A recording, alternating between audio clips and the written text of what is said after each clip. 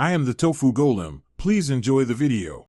You begin by ensuring power and connectivity. Charge the AirPods and case above 50% and connect your iPhone to Wi-Fi. Once done, enable Bluetooth and place the AirPods in the case with the lid open next to your device. This forces the device to detect the accessory and check for firmware.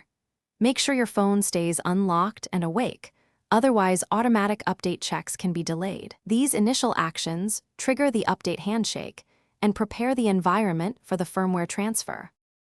Next, you focus on the transfer. Keep the case open and the connected device within 1 to 2 meters so Bluetooth remains stable. You don't need to press an update button. AirPods firmware updates automatically when the connection is stable and charging conditions are met. Avoid pairing or unpairing, toggling Bluetooth, or closing the case during this window because interruptions can abort the firmware write. If your iPhone is plugged into power and the AirPods are charging, the system prioritizes the update and completes it in the background. Finally, verify the firmware.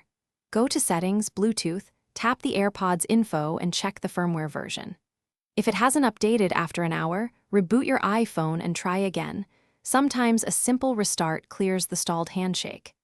If that fails, reset the AirPods by holding the case button about 15 seconds until the LED flashes amber then white, then reconnect and repeat the steps. One troubleshooting tip: keep both devices on the same Wi-Fi network and ensure the phone stays.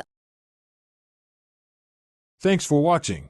Consider subscribing if we helped you today.